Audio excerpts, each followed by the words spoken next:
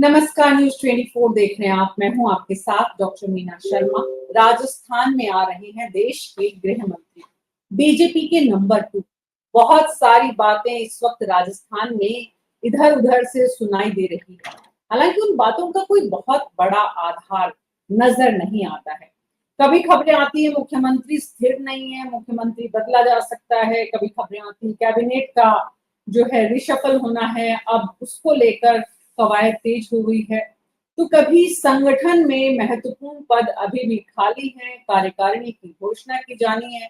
खुद मदन राठौड़ पार्टी के अध्यक्ष ने कहा कि बस अब केंद्रीय नेतृत्व से सहमति मिलने के बाद किसी भी समय घोषणा की जा सकती है। इस बीच में हालांकि एक सप्ताह है अभी, लेकिन केंद्रीय गृह मंत्री, सहकारिता मंत्री अमित शाह जयपुर आ रहे हैं। राजस्थान की यात्रा से पहले बहुत सारी, क्योंकि अमित शाह सिर्फ कैबिनेट मंत्री नहीं है, वो बहुत कुछ इस देश की बीजेपी की राजनीति में राष्ट्रीय अध्यक्ष का पद भी खाली है। उत्तर प्रदेश के अध्यक्ष पद की भी बातें चर्चाएं हो रही हैं। उस बीच उनके राजस्थान आने के क्या मायने हैं, इस विषय पर बात करने के लिए खास हमारे साथ मेहमान श्याम सुंदर शर्मा जी वरिष्ठ पत्रकार, जगदीश शर्मा जी वरिष्ठ पत्रकार, प्रदीप चतुर्वेदी जी कांग्रेस पार्टी के प्रवक्ता, डॉक्टर मुनेश अरोड़ा वरिष्ठ पत्रकार, बीजेपी के प्रवक्ता इस मुद्दे पर बात करने के लिए हमारे साथ नहीं। बीजेपी को लगता है कि भाई उनके प्रवक्ताओं की घेराबंदी हो जाती है। अब वो कैसे प्रवक्ता जो घेराबंदी से डरे, ये एक मुद्दा अलग है। लेकिन जो भी है सो है। प्रदीप चतुर्वेदी जी, केंद्रीय मंत्री अमित शाह का जयपुर आना, विपक्ष के रूप में आप सत्तारूढ़ दल की आज की तस्वीर को, स्थिति को देखते हुए कैसे देखते हैं? नमस्कार मीना जी, बहुत समय बाद आपसे ये रूबरू हो रहा हूँ। जो प्रश्न आपने किया है उसकी गूढ़ बात तो यही है कि गृह मंत्री अमित शाह जब भी प्रदेश के दौरों पर जाते हैं तो वहाँ स्थानीय नेतृत्व और वहाँ के नेताओं से मुलाकात कर प्रदेश की राजनीति की दशा और दिशा का आकलन करते हैं। वे विस्तृत तौर पर प्रधानमंत्री के नजदीकी हैं और पूरे देश में भारतीय जनता पार्टी की सभी शाखाओं में या प्रदेशों में जाते हैं तो वे प्रदेशों के संगठन का और सरकार का आकलन करते हैं। ये उनका अपना एक निजी कार्यक्रम होता है। हालांकि सरकार के कार्यक्रम में वो आते हैं, लेकिन जब भी वो आते हैं तो संगठन और सरकार की दशा दिशा में वो अपना दखल रखते हैं। अब चूंकि पिछले 4.5 माह से ये अध्यक्ष बने हैं और उनकी कार्यकारिणी नहीं बनी है, तो मुझे लगता है कि यहाँ आकर के, हालांकि सहकारिता कार्यक्रम में वो आ रहे हैं और किसी कार्यक्रम का वो उद्घाटन करेंगे, लेकिन उनका मूल उद्देश्य प्रदेश की राजनीति में प्रदेश भाजपा की स्थिति और उसके नेतृत्व को लेकर के वो अपना काम करते हैं। सरकारी काम होता रहता है, सरकारी तंत्र है, सरकारी एजेंसीज है, वो अपना काम करती हैं, लेकिन उनका उनका मुख्य उद्देश्य जयपुर आने का जो कार्यक्रम है वो यही है कि प्रदेश में संगठन और सरकार की स्थिति में यहाँ के लोगों से बातचीत कर, प्रमुख लोगों से बातचीत कर, व्यापारियों से बातचीत कर वो ये आकलन लेने का प्रयास करते हैं। और मैं काफी समय से देख रहा हूँ कि जिस भी प्रदेश में जाते हैं वहां पर ये उनकी प्रक्रिया का एक जो क्रम है वो निरंतर एक सा ही है। तो मेरा मानना यही है कि वो यहाँ आकर भारतीय जनता पार्टी की प्रादेशिक स्थिति, नेताओं में जो असंतोष है, सरकार के प्रति जो उनका रवैया है, विधायक हैं, उन सभी से मिलने का उनका कार्यक्रम रहेगा और सभी से मिलकर उनका मुख्य ध्येय प्रदेश की सरकार और संगठन का आकलन करना और यहाँ के लोगों से बातचीत कर अपने दिल्ली से जो नई टीम बनेगी उसका लगता है मुझे वो अपना एक आकलन करने के लिए आ रहे हैं। और निकट भविष्य में शायद भाजपा की प्रदेश कार्यकारिणी घोषित हो, तो मुझे लगता है उनका मूल एजेंडा शायद यही होगा। जी, जगदीश शर्मा जी, क्या समझ में आता है इस वक्त राजस्थान की जो स्थिति है, मुख्यमंत्री की, कैबिनेट की, संगठन की, उसके बीच में अमित शाह के आने से सहकारिता विभाग का कार्यक्रम समझ में आता है। और विभाग के कार्यक्रमों में राज्य स्तर के जब कोई भी ऐसे आयोजन होते हैं तो उसमें कैबिनेट मंत्री के आने का बहुत महत्व होता है पूरे विभाग के लिए, उस पूरी टीम के लिए जो कई कामों को करती है, नए नए प्रयास करना चाहती है।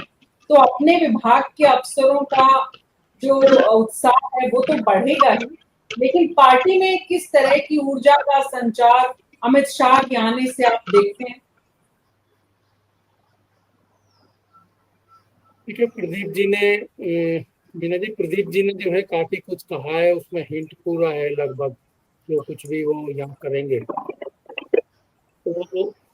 अमित शाह भारतीय जनता पार्टी के उन नेताओं में हूँ, भले वो पार्टी में संगठन में इस समय किसी पद पर नहीं है, वो राष्ट्रीय अध्यक्ष रहे हैं वो पार्टी के, लेकिन पार्टी में काम करने को लेकर अभी तक भी उनकी उनकी चलत इतनी है कि वो जो कुछ भी तय करते हैं वो होता है पार्टी, बल्कि जो कुछ भी नीचे से तय होकर आता है उनकी स्वीकृति के लिए आता है।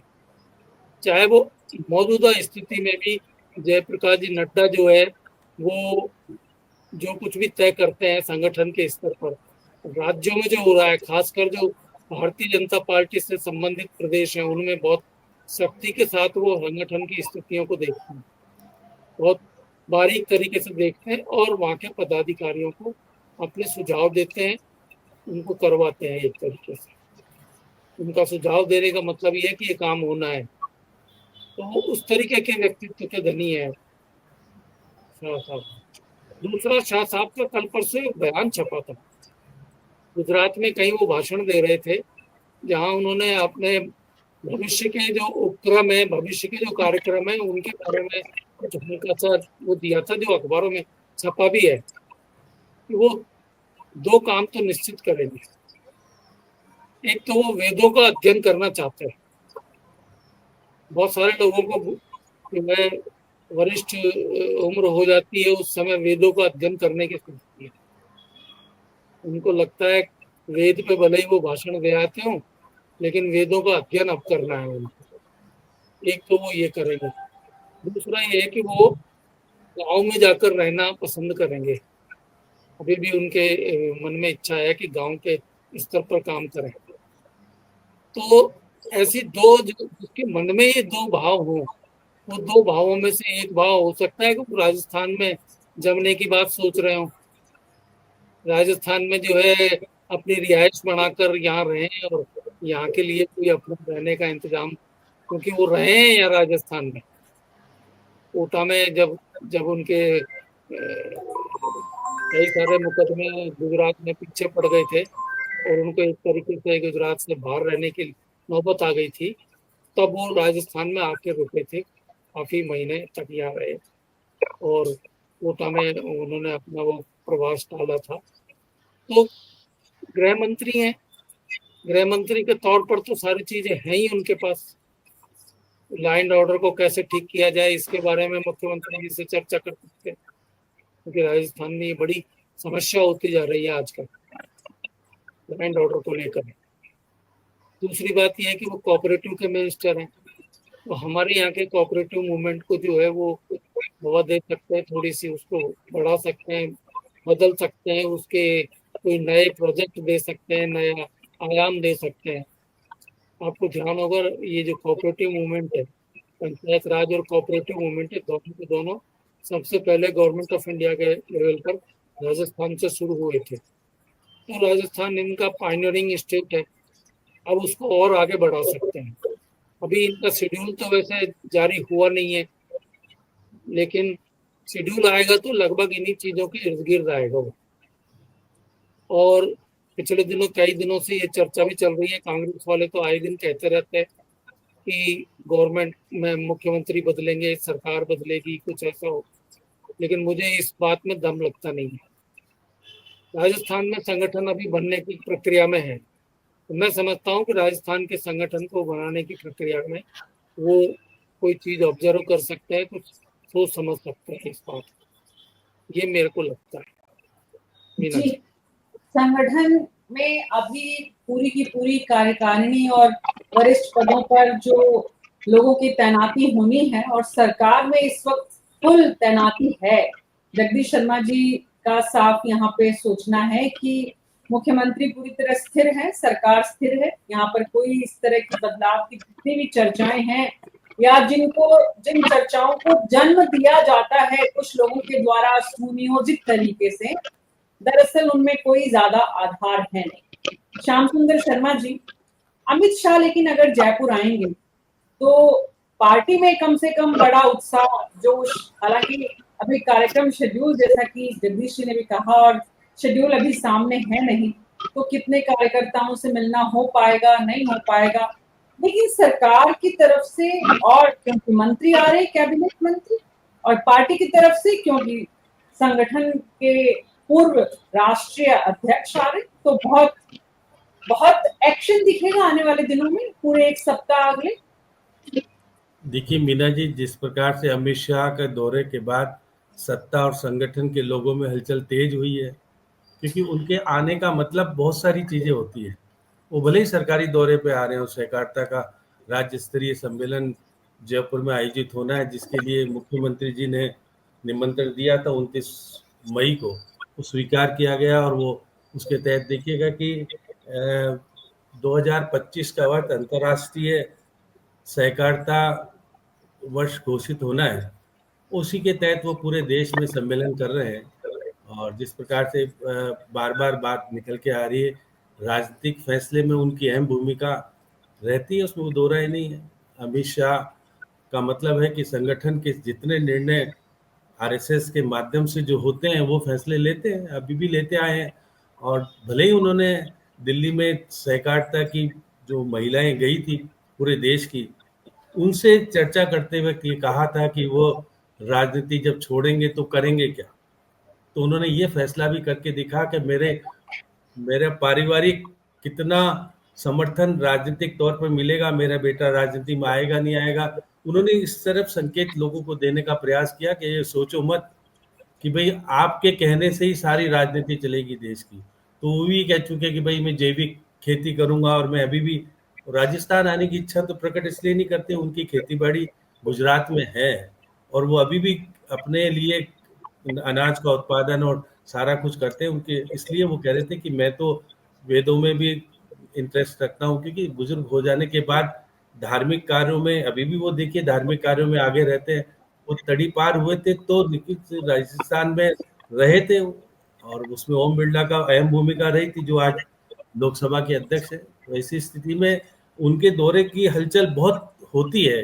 देखिए जेपी नड्डा जब दौरे पे आए थे तो उन्होंने स्पष्ट कह दिया कि मुझे संगठन से कोई लेना देना नहीं, क्योंकि मैं तो जाने वाला हूँ, आने वाला फैसला करेगा। लेकिन अमित शाह ये सब कुछ नहीं कहेंगे, क्योंकि अमित शाह आने वाले का फैसला भी करेंगे। और राजस्थान से संबंधित बहुत सारी चीजें हैं कि देखिएगा कि आपके कार्यकारिणी की घोषणा हुई नहीं है, संगठन के साथ साथ सत्ता में भी परिवर्तन होना है, मंत्रियों को हटाया जाना, लगाया जाना, बहुत सारी चीजें अभी विचाराधीन है। अब उसका फैसला अमित शाह इस सम्मेलन में आके करेंगे ऐसा लगता नहीं। बातचीत जरूर हो सकती है, क्योंकि जब प्रधानमंत्री भी आए थे तो भाजपा कार्यालय में आकर के बहुत सारी सीख देके के मंत्री और विधायकों को देके गए थे। वो सीख कितनी ग्रहण की ये भी सब जाहिर है, क्योंकि उनकी सीख को माना नहीं किसी ने। अब अमित शाह भी बहुत सारी चीजें करके सीख देके जा सकते हैं, इशारा करके जा सकते हैं। अभी आप ये हाल ही में देखिएगा कि संगठन में किस किस लोगों को लिया जाए, इसलिए भूपेंद्र यादव और भजनलाल शर्मा से तो मदन जी ने बातचीत कर ली है। अब उनको देखिए कहा गया कि बाकी वरिष्ठ नेताओं से, बाकी बच्चों से भी बातचीत करो, जिससे कि ऐसा नहीं लगे कि संगठन में उनके अनुसार पदाधिकारी नहीं आए। तो कहा ओम बिरला से भी बात करो, फिर उसके बाद पूर्व मुख्यमंत्री देखिए राज्य से भी बात करो, और केंद्रीय मंत्री अर्जुन मेघवाल हैं, और गजेंद्र सिंह शेखावत, बहुत सारे लोग ऐसे हैं, और जगदीप धनखड़ भी कई बार हमारे संगठन में देखते हैं। तो अब ये सारी चीजें बहुत बड़ा, राजस्थान के बड़े लोग हैं, उनसे विचार विमर्श होकर के होना है घोषणा तो। लेकिन जिस प्रकार से अमित शाह रणनीतिकार कहलाते हैं भाजपा के, वो चाहे भले अध्यक्ष है नहीं है, उससे कोई फर्क नहीं पड़ता, लेकिन जो मेन रणनीतिकार हैं वो अमित शाह और प्रधानमंत्री जी हैं। बाकी तो कोई उनके सामने टिकता ही कहाँ है। कोई भी निर्णय होता है तो आपने देखा होगा। और राजनाथ सिंह की निश्चित रूप से चलती थी, लेकिन राजस्थान के बारे में राजनाथ सिंह ज्यादा इंटरेस्ट नहीं लेंगे, लेकिन भजनलाल का फैसला कराने तो राजनाथ सिंह को भेजा था राजस्थान। तो ऐसी स्थिति में जो प्रमुख नेता है भाजपा के, जो रणनीतिकार में, उनमें नाम राजनाथ सिंह का भी आता है। उनको भी बैठाया जाता है कि गडकरी साहब को तो मार्गदर्शन मंडल में भेज दिया, उनको तो ज्यादा लेना देना होता नहीं संगठन के उस विचार में। तो ये दौरा निश्चित तौर पर राजस्थान के भविष्य का फैसला करेगा, ये तो चर्चा का विषय है, क्योंकि वो तो आ तो रहे सहकारिता को लेकर के। और देखिएगा आप देखिएगा जिस प्रकार से संयुक्त राष्ट्र महासंघ ने जो फैसला किया है कि वे अंतर्राष्ट्रीय वर्ष घोषित कर दो 2025, तो देखिएगा सहकारिता मंत्री हैं अमित शाह। और अभी देखिएगा मैं कई बार करोड़ीलाल मीणा की भी चर्चा करता हूँ कि उन्होंने भी सहकारिता के माध्यम से जो कुछ खाद बीज और बहुत सारी चीजों का अभी चर्चा का विषय है कि किस तरह की स्थितियां बनी, तो अब बहुत सारी चीजें राजस्थान को लेके के फैसले भी होने, और सहकारिता के माध्यम से महिलाओं का स्वावलंबन कैसे हो, उनको किस तरह से और विकसित किया जाए। गुजरात में, महाराष्ट्र में सहकारिता का बहुत मजबूत स्थल है, और मजबूत स्थल राजस्थान में भी प्रभावी ढंग से कैसे लागू हो, इस पे विचार विमर्श विस्तार से अमित शाह निश्चित तौर पे जब 17 जुलाई को आएंगे तो करेंगे। और राजनीतिक तौर पे भी कुछ फैसले तो नहीं लेंगे, लेकिन हाँ, बातचीत सुनने की बात, करने की बात हो सकती है, किसी से बातचीत की जा सकती है, क्योंकि वो जी। रणनीतिकार है, तो रणनीतिकार का फैसला तो नहीं होता, लेकिन उनका विचार विमर्श और राय जरूर चलती है, उन्हीं के अनुरूप जी। निर्णय होते हैं। तो भविष्य में किस तरह का सहकारिता के क्षेत्र में जब हम देखते हैं कि भाई दरअसल होम मिनिस्ट्री के साथ सहकारिता गृह मंत्री के पास यानी अमित शाह के पास होने के मायने क्या है। डॉक्टर मुनेश अरोड़ा, मैं आपके पास आ रही हूँ। अमित शाह को हमने जब भी सुना है, किसी भी प्लेटफॉर्म पर सुना, कहीं भी वो इंटरव्यू देते नजर आए, किसी भी कार्यक्रम को संबोधित करते नजर आए, अमित शाह में एक जबरदस्त पैनापन और धार है उनकी भाषा में, उनकी शैली में और उनके शब्दों में।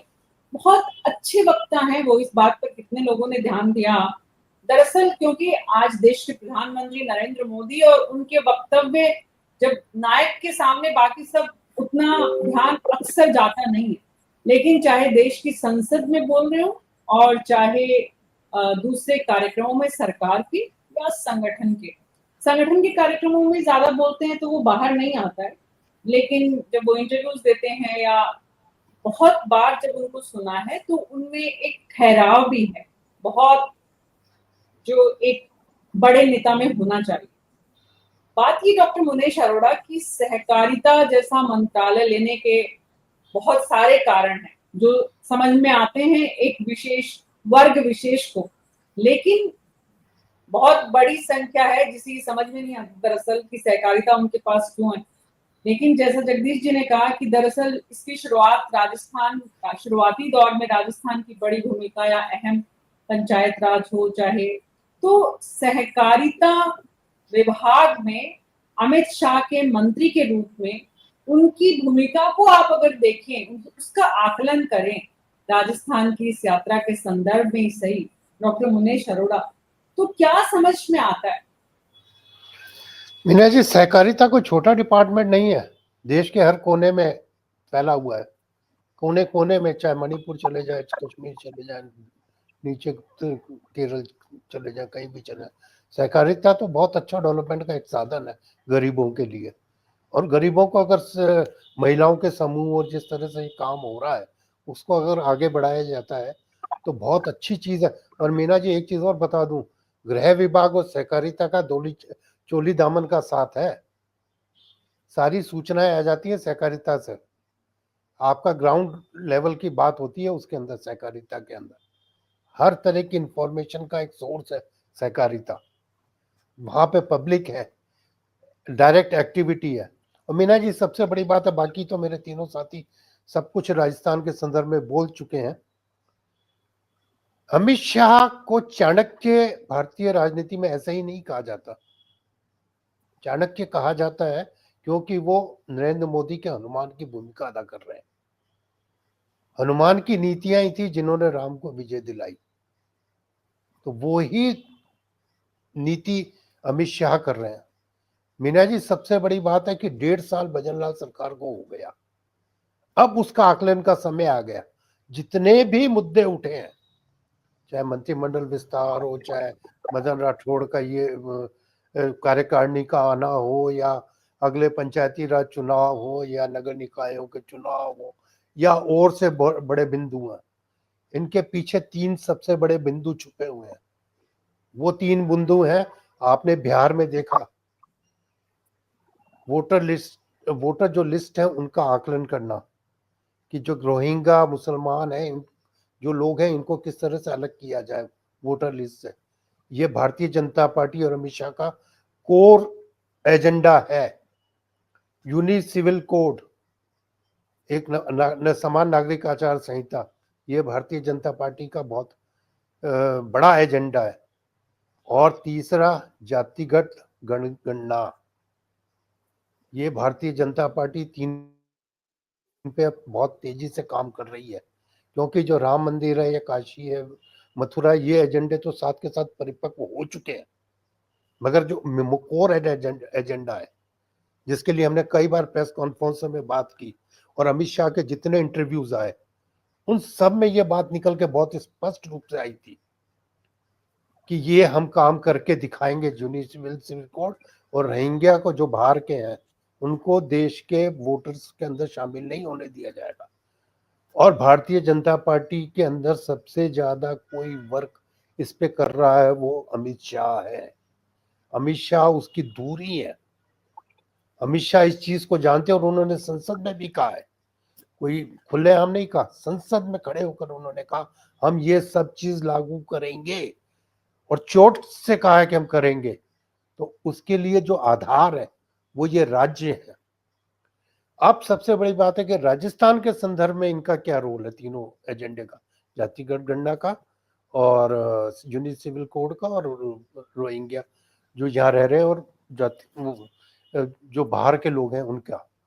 राजस्थान में बहुत बड़ी जनसंख्या है मीना जी जो इस चीज से प्रभावित है, और जिस तरह का हालात कांग्रेस पैदा कर रही है उससे लड़ने के लिए जो जमीन धरातल है उसकी पोजीशन भजनलाल जी के साथ मिलकर तय करेंगे। शाह साहब, आखिर क्या है ग्राउंड रियलिटी। ग्राउंड रियलिटी में उनका मंत्रिमंडल अगर मजबूत हुआ, अगर वो इन सब चीजों से उभर के आएंगे तो वो इस चीज का सामना कर सकेंगे। असली कोर एजेंडा वो है। खाली मंत्रिमंडल विस्तार हो जाएगा, मदन राठौड़ का कार्यकारिणी बन जाएगी, ये सब चीजें तो हो जाएंगी, जाति गणना अगले साल होनी है उसके साथ, मगर क्या उसके लिए वो जो राजनीतिक मैच्योरिटी है, जो दिशा और दशा भारतीय जनता पार्टी को तय करनी है, उसका आकलन अमित शाह करेंगे। अमित शाह वो दिशा निर्देश देके जाएंगे कि भारतीय जनता पार्टी को आरएसएस के साथ किस तरह से इस एजेंडे पे आगे बढ़ना है। केंद्र सरकार इस पर क्या सोच रही है, और केंद्र सरकार अगर कुछ सोच रही है तो उसको किस तरह से राज्य में लागू किया जाना है, वो सबसे इंपॉर्टेंट है मीना जी। अगर भारतीय जनता पार्टी इन तीन एजेंडे को लागू करवाने में सफल हो जाती तो उसकी बहुत बड़ी जीत आगामी जो इलेक्शंस होंगे जब भी, तो उसमें अन्य राज्यों में भी और राज्य के अंदर भी बहुत ज्यादा पॉजिटिव अहेडनेस भारतीय जनता पार्टी को मिलेगी और भजनलाल को भी मिलेगी इसके साथ साथ। जी, और ये जिस मुद्दे की तरफ आप ध्यान लाने की कोशिश कर रहे हैं और जो बहुत इम्पोर्टेंट है और स्टेट के लिहाज से, उसमें जगदीश शर्मा जी जो स्थानीय निकायों के जो चुनाव आ रहे हैं वो भी एक बहुत बड़ा फैक्टर है। और क्योंकि अब समय ज्यादा है नहीं, ऐसे में उसकी रणनीति, उसकी टीम, उसकी तैयारी, क्योंकि अमित शाह तो वैसे भी चुनावी प्रबंधन के मास्टर हैं, तो ये इस उनकी यात्रा को क्या स्थानीय निकायों के चुनावों से पहले की तैयारी का एक हिस्सा भी समझा जाना चाहिए?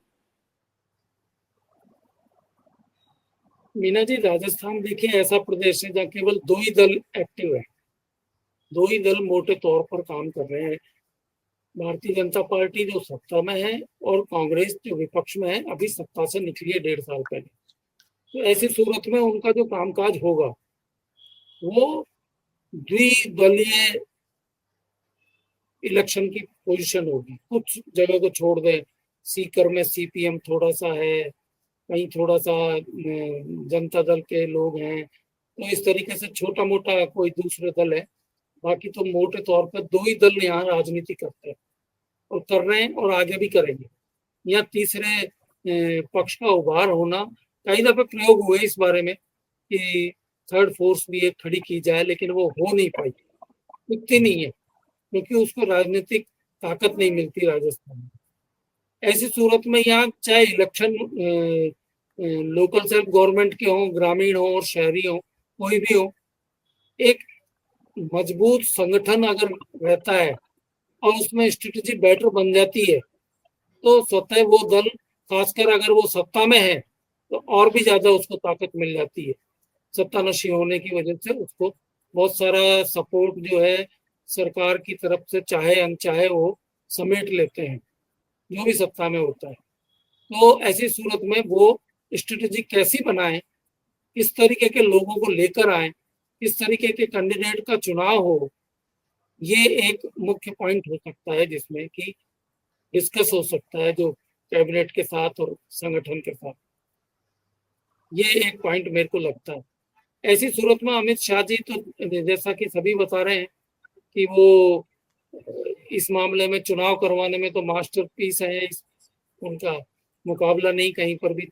विधानसभा लोकसभा के चुनाव होते हैं तो हम देखते ही हैं हर स्टेट में उनकी स्ट्रेटेजी चलती है, काम आती है। तो अभी वैसे तो अर्ली है बहुत कि क्या स्ट्रेटेजी रहेगी, लेकिन एक मोटे तौर पर कुछ गाइडलाइन उसके लिए अभी से ही बन सकती है ताकि जी। समय रहते काम किया जा सकता है।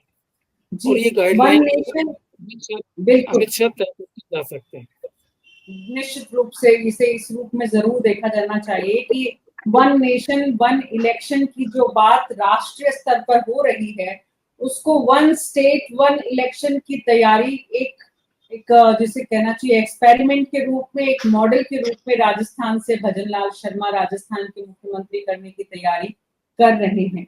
वो भी डिस्कशन का एक बहुत इम्पोर्टेंट पार्ट होगा। डॉक्टर सुदीप चतुर्वेदी, राजस्थान अगर वन स्टेट वन इलेक्शन, हालांकि विधानसभा का चुनाव तो वन नेशन वन इलेक्शन में आएगा और वन स्टेट वन इलेक्शन में डेफिनेटली जो लोकल बॉडीज के स्थानीय निकायों की जो स्टेट के चुनाव है वो आएंगे, क्योंकि वन नेशन वन इलेक्शन में क्या स्थानीय निकायों के चुनाव शामिल हैं ये अभी तक चर्चा में नहीं आया है। वहां पे सिर्फ विधानसभा और लोकसभा के आम चुनाव ही शामिल है। ऐसे में अगर मुख्यमंत्री के साथ Amit Shah one state one election की रणनीति पर अपनी पार्टी को मजबूत करने और अपनी पार्टी के, क्योंकि बूथ स्तर तक कार्यकर्ताओं को मोटिवेट करने का काम खुद अमित शाह समय समय पर करते रहे हैं, ना सिर्फ राजस्थान में बल्कि देश के दूसरे हर राज्य में। ऐसे में उनके आने से लोकल बॉडी के चुनावों की तैयारी में बीजेपी कांग्रेस की तुलना में बढ़त लेते दिखेगी बहुत पहले। नहीं मीना जी, आपकी इस बात से सहमत नहीं हूँ, क्योंकि मेरा मानना है कि लोकल बॉडीज के चुनाव में क्षेत्रीय प्राथमिकताएं होती है, राष्ट्रीय प्राथमिकताएं नहीं होती है। दूसरी बात, मेरा ये मानना है कि जहां तक लोकल बॉडीज और स्थानीय चुनावों को लेकर बात है, उसमें कांग्रेस मजबूत स्थिति में दिखाई देती है। हमारे पास क्षेत्रीय नेताओं में अशोक गहलोत, सचिन पायलट, प्रदेश अध्यक्ष गोविंद सिंह डोटासरा और प्रतिपक्ष नेता जूली जी मौजूद है, जो एक अपने आप में कॉम्बिनेशन है और इन सबकी पकड़ क्षेत्रीय स्तर पर प्रादेशिक स्तर पर बड़ी मजबूत है।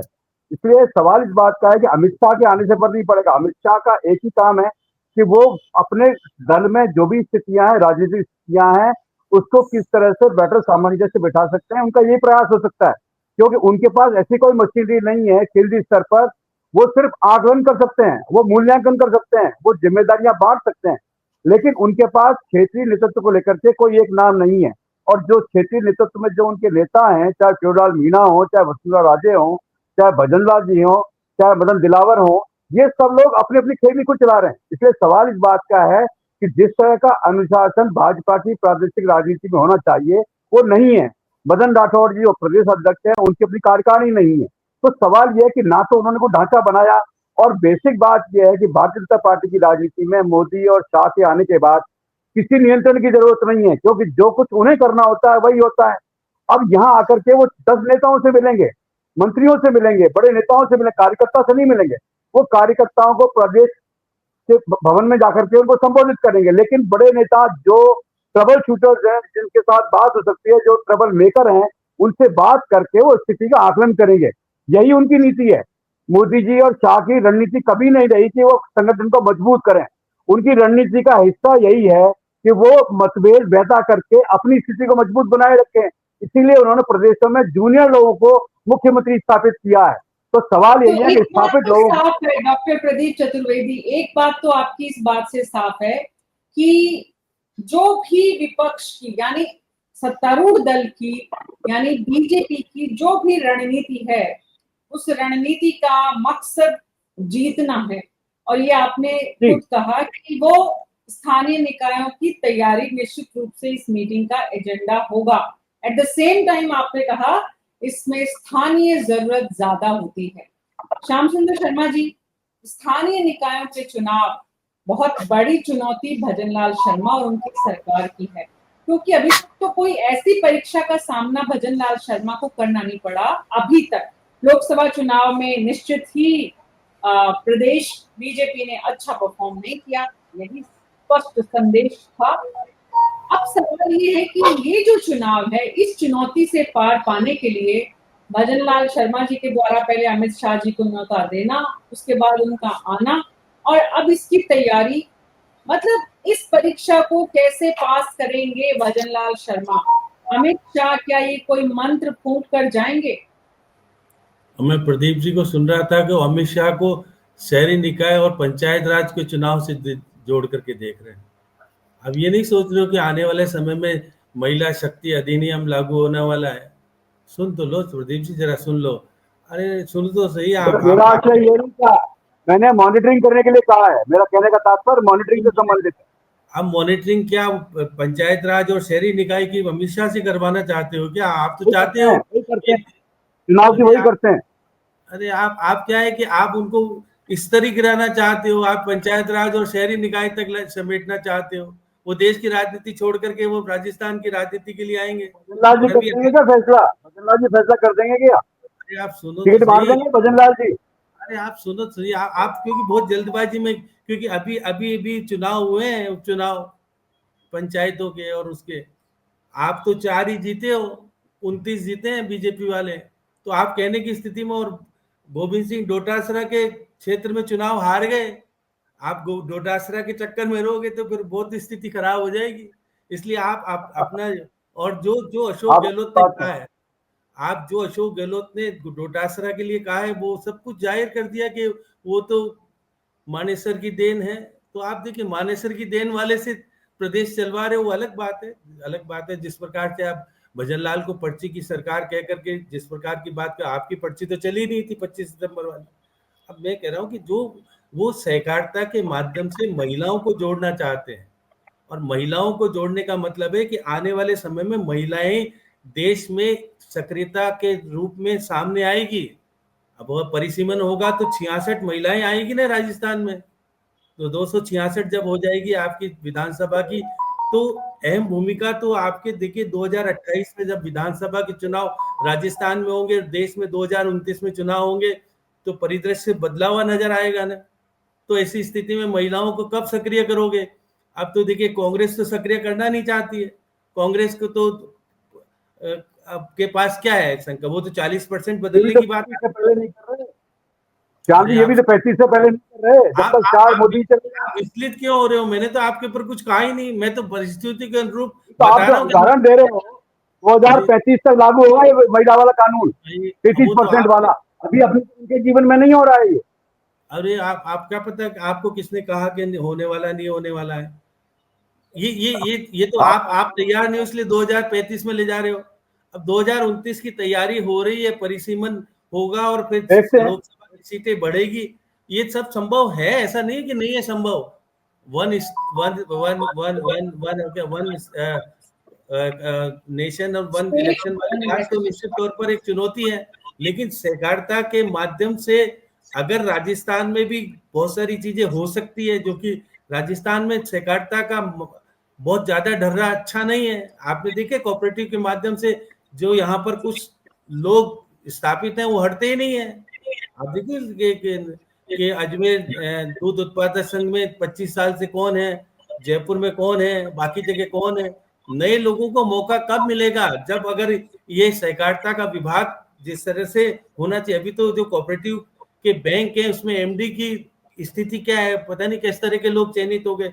ये सब कमियां हैं, 54 मुद्दे हैं जिसको लेकर के अमित शाह निर्णय करने की स्थिति में आ रहे हैं। और जो बार बार आप कह रहे हो कि महिलाओं का भूमिका है क्या अपने यहाँ राजस्थान में? अभी महिलाओं की भूमिका जिस प्रकार की सहकारिता में होनी चाहिए वो नहीं है। अभी हाल ही में दिल्ली में सहकारिता मंत्री जी ने बात की ना, राजस्थान वालों डूंगरपुर वाली से बात कर करके एक नया चौंकाने वाला बात सामने है कि महिला को बोलना सिखाया सहकारिता ने। और जब धंधा मिलता है, परिपक्वता आती है, स्वावलंबन आता है महिलाओं में, तो इसका महत्व अधिक बढ़ जाता है। ये महत्व तो कांग्रेस तो बता नहीं पाई। कांग्रेस तो सहकारिता को आगे बढ़ाने के बजाय जो किया वो सामने है। आप देखिए महाराष्ट्र में किस तरह की स्थितियां हैं, गुजरात में किस तरह की स्थितियां। उस तर्ज पर यदि राजस्थान में परिवर्तन का दौर अमित शाह के माध्यम से आता है तो उसमें कोई बुराई नहीं मानी जानी चाहिए। आप केवल सत्ता और संगठन की दृष्टि से ही अमित शाह को महत्वपूर्ण मानते हो। वो कहते हैं कि मैं महिलाओं के बीच में जाकर के किस तरह की बात, वो कह रहे थे देखिए सुनने की डाली आदत, मैंने तो उनको सुना पूरा जिस प्रकार से दिल्ली में जब सहकारिता से जुड़ी महिलाओं से बातचीत कर रहे थे, बारीकी के पूछ रहे थे, तो समझ रहे थे कि भाई उनको लाभ मिल रहा है तो आगे बढ़ रही है महिलाएं। ऐसा नहीं, कागजों में नहीं है, धरातल पर उतारने की बात हो रही है, जो कि कांग्रेस के समय पर कागजों में ही मामला चलता था। और भ्रष्टाचार का मामला बहुत ज्यादा सहकारिता में आया सामने, जो करोड़ीलाल मीणा सामने ला रहे हैं, आप भी देखा आपने। तो ऐसी स्थिति में मान के चलिएगा कि अमित शाह का राजस्थान का दौरा राजस्थान को कुछ देने वाला है। राजनीतिक तौर पे तो देगा नहीं देगा, वो फैसला अलग बात है, लेकिन सहकारिता के मामले में यदि कोई नई चीजें मिल गई और उससे राजस्थान का आर्थिक और यहाँ की महिलाएं और बाकी के गरीब तबके को देखिएगा, वो तो कहते हैं कि नीचे के तबके को हम जोड़ेंगे, और नीचे के तबके को आप तो जोड़ चुके, आपके तो हटते जा रहे हैं। SC ST आपसे दूर होता जा रहा है, ये पकड़ते जा रहे हैं, OBC ये लेते जा रहे हैं। तो अभी तो राहुल गांधी कहते हैं कि हमारे हाथ से तो निकल गई, मुट्ठी बंद थी जो खुल के चली गई। ये चीजें जब परिवर्तन का दौर आ रहा है, अब प्रदीप जी जरा सोचो इस बारे में। अमित शाह रणनीतिकार, पुराने टाइम की बात मत करो, नए टाइम की बात। अशोक गहलोत के जमाने में निश्चित रूप से वो किस तरह से राजस्थान में रहे, दिल्ली में रहे, कहाँ क्या कैसे रहे, वो बात अलग है। लेकिन अब अमित शाह वो नहीं है जो आप पुरानी बातें सोचा करते थे। अब देश के बहुत संक्षेप में श्याम जी जरा स्थिति को जरा गौर करिए। अमित शाह को गृह मंत्रालय के साथ सहकारिता विभाग तब दिया गया था जब किसानों के साथ सरकार सहज नहीं थी। 700 किसानों की मौत के बाद जब सहकारिता विभाग दिया गया तो इनका उद्देश्य किसानों के साथ सामंजस्य बिठाना और उनकी सूचना एकत्रित कर किसानों को सम्मिलित करना था, जो संभव नहीं हो पाया। और उसके बाद से अमित शाह सहकारिता मंत्री के नाते एक्टिव नहीं हुए। और सवाल वही है कि उन्होंने जो प्रयोग करना चाहा वो प्रयोग नहीं हुआ, क्योंकि किसान खिलाफ हो गए। जब 3 काले कानून वापस लेने पड़े उसके बाद सहकारिता का सारा आंदोलन बंद हो गया। कोई पहल नहीं की अमित शाह ने। और किसान आज भी सरकार के खिलाफ हैं, क्योंकि सरकार MSP को वादा खिलाफी कर रही है और सरकार आज भी सामने खड़े हैं। इसलिए सहकारिता का जो मूल उद्देश्य सरकार का था, मोदी और अमित शाह का, वो सफल नहीं हो पाया। आप जो गीत गा रहे हैं ना, वो कागजों में अच्छा लगता है, लेकिन सहकारिता का मामला किसानों को लेकर के सरकार आज भी प्रश्न चिन्ह में है। जी एक बात मैं कहना चाह रहा था कि मौजूदा स्थिति में सरकार ने 30 लाख करोड़ का अल्पकालीन ऋण किसानों को बांट दिया। आपने 11 लाख करोड़ ही बांटे थे 5 साल में। तो आप ये मत कीजिए कि धरातल पे नहीं है, कागजों में है। मैं जो कह रहा हूँ गलत हो तो आप बता दो। सरकार प्रगतिशील होती है श्रीमान। हर सरकार जब दूसरी आती है, बाद में आती है, उसका बजट बढ़ता है। प्रगतिशील बजट होता है सरकार का हमेशा। इसलिए आप जो आंकड़े दे रहे हैं ना, आप जैसे संजीदा व्यक्ति के लिए उचित नहीं है। आप तर्क दें, वो दें। सरकारें प्रगतिशील होती है, चाहे राज्य सरकार की हो चाहे केंद्र सरकार की हो। पिछली सरकार के मुकाबले में वर्तमान सरकार का बजट हमेशा ज्यादा होगा। ये प्रगतिशील बात का समय की कमी है। मीना जी मैंने आंकड़े नहीं दिए। ये जब अशोक गहलोत ने अरे सुनो तो सही यार, आप अशोक गहलोत ने जब आरोप लगाए थे, भजनलाल शर्मा ने ये आंकड़े दिए, मैंने नहीं आंकड़े दिए। तो आप मेरे आंकड़े कहाँ ले रहे हो? भजनलाल शर्मा 2025 की सरकार में है, अशोक गहलोत 23 में बाहर निकल गया। इसलिए आंकड़ा में फिर आपसे सरकार हमेशा प्रगतिशील होती है और आंकड़े हमेशा सरकारी सरकार होती है उससे बेहतर होंगे। आप मानते हो? अगर आपने थोड़ा बहुत पढ़ा है तो ये आपको समझना पड़ेगा, ये अर्थशास्त्र की स्थिति है। अरे डबल इंजन की सरकार का मामला मानते हो ना, ठीक ठाक है? क्या मान रहे हैं? क्या हो रहा है बताइए। जीएसटी मिल रहा है क्या यहाँ अरे पे? आप ही तो कह रहे हो अल्पाल में इतना सारा अनुदान रेट दे रहे हैं, अनुदान अनुदान बांट करके सरकार चल रही है बीजेपी की। मीना चतुर्वेदी जी आज बात ठीक तो है, बीजेपी ठीक है, के ऊपर ठीक है, कोई प्रश्न ठीक है, खड़ा करे हुए डॉक्टर नहीं प्रदीप, है। डॉक्टर मीना जी प्रदीप, सबसे हाँ, बड़ी डॉक्टर बात है, मुनीष अरोड़ा बोलिए, बोलिए डॉक्टर साहब मीना जी बोलिए। सबसे बड़ी बात है जितना भी नट से निकल के आ रहा है अमित शाह को लेकर के, एक पर तो जो लखपति दीदी इनकी योजना है भारतीय जनता पार्टी की, लखपति दीदी बनाने के लिए ये बहुत ज्यादा उत्सुक है भारतीय जनता पार्टी वाले, और उसकी दिशा में बहुत ज्यादा सहकारिता के थ्रू काम कर रहे हैं और उनको ऋण भी उपलब्ध करा रहे हैं और सबसे ज्यादा काम। मीना जी सबसे बड़ी बात यह है कि जो बात भाई साहब ने चतुर्वेदी जी ने कही थी कि पर्ची वाली सरकार ये, तो भारतीय जनता पार्टी का मूल मंत्र ही यही है कि हमारे यहाँ चाय वाला भी पोस्ट पे आ सकता है और कोई पीछे वाला जो आदमी है जिसका कोई राजनीतिक बाप नहीं है वो भी सरकार में आ सकता है। तो भजन लाल उसका सबसे अच्छा उदाहरण उन्होंने पेश किया। अब उस आदमी को जिसका कोई राजनीतिक गॉड फादर नहीं है उसको कैसे मजबूती मिले, उसको कैसे राजनीति में आगे बढ़ाया जाए, नए चेहरों को किस तरह से मौका दिया जाए। हालांकि मैंने डॉक्टर मीना जी मुनीष अरोड़ा, ये मत बोलिए कि राजनीति में गॉड फादर नहीं है। आजकल की राजनीति में जल्दी जल्दी गॉड फादर बनते हैं, वो एक अलग बात है। बहरहाल बहुत बहुत शुक्रिया आप सबका इस चर्चा में शामिल होने के लिए। कुल मिलाकर इस वक्त जो समझ में आ रही है तस्वीर वो ये कि राजस्थान आने वाले अमित शाह देश के केंद्रीय गृह मंत्री और सहकारिता मंत्री बहुत सारा अपने साथ राजस्थान के लिए एजेंडा लेकर आ रहे हैं, चाहे उसमें विभाग की बात हो और चाहे मुख्यमंत्री के साथ सरकार की और चाहे संगठन की। अब कितना काम वो यहाँ आकर कर जाते हैं, कितना राजस्थान को कुछ देकर जाते हैं, कितना यहाँ से लेकर जाते हैं, क्योंकि एक बात ये भी सच है कि पार्टी के भीतर सब कुछ ठीक नहीं है। हालांकि मुख्यमंत्री भजनलाल शर्मा की इस मामले में प्रशंसा करनी होगी, मदन राठौड़ की भी, कि इन दोनों ने अपनी अपनी कुर्सी के साथ जो संतुलन बनाया हुआ है, जो सामंजस्य और जो बातों को, कामों को आगे ले जाने का तरीका अपनाया हुआ है, उसमें कम से कम किसी विवाद को ये दोनों हवा नहीं देते हैं।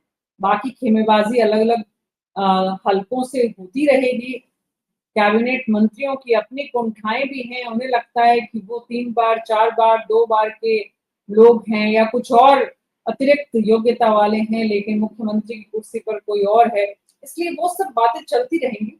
लेकिन कुल मिलाकर इस वक्त ये समझ में आ रही है तस्वीर कि राजस्थान आकर अमित शाह बीजेपी और सरकार को मजबूत करने के लिए क्या कुछ कर सकते हैं, यही एजेंडा सबसे प्रमुख होगा।